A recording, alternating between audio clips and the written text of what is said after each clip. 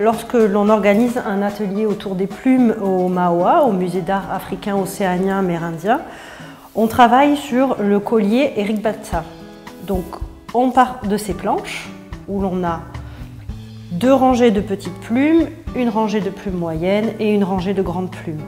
Ensuite, on a un support dessiné qui nous sert à la fin à coller les plumes et un rabat qui se pose au-dessus et qui permet de cacher la partie supérieure des plumes. On pourra coller comme ça les petites plumes, les moyennes, les grandes sur le support et ensuite venir poser le rabat par-dessus pour cacher la base des plumes en haut. Donc sans la planche, il suffit de dessiner un peu toutes ces parties. Première étape de la réalisation du collier, nous allons donc commencer à colorier les plumes. Alors, au choix, on peut suivre les couleurs de la nature, essayer de faire un collier de 2 ou 3 couleurs ou alors un collier multicolore, au choix de chacun. En coloriant, on peut bien penser aux plumes des oiseaux, essayer de refaire quelques effets, ne pas colorier de manière totalement uniforme. On peut laisser un peu libre cours à son imagination aussi. Et on peut essayer de faire ressortir l'aspect des plumes.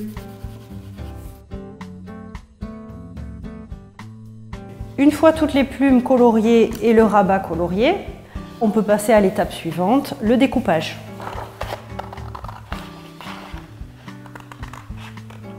De préférence dessiné sur du papier cartonné, afin quand même de garder une certaine rigidité des plumes une fois le collier terminé.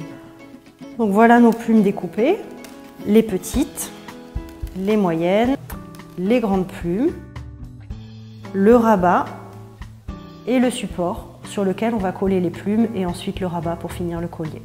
On va commencer par les grandes plumes et on répète la même opération. Les moyennes, de manière à ce que le bas des moyennes plumes chevauche les grandes plumes. Une première rangée de petites plumes et la dernière rangée. On fait bien attention à toujours disposer les plumes de manière à ce que la rangée du dessus chevauche la rangée du dessous. Lorsque toutes les plumes sont collées, il faut maintenant fixer le rabat au sommet du collier afin de cacher la base des plumes. On vient plier la partie supérieure qui dépasse à l'arrière afin de pouvoir venir ensuite ici fixer la ficelle qui permettra de porter le collier. On va mettre de la rouge. On la glisse ensuite sous le revers du rabat. On vient l'agrafer afin de maintenir la ficelle en place.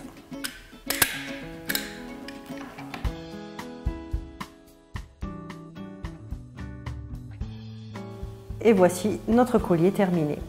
À l'atelier, on l'utilise plutôt comme un objet décoratif. On n'a pas besoin d'attendre que quelqu'un se marie pour lui offrir. On peut le porter pour s'amuser, pour décorer.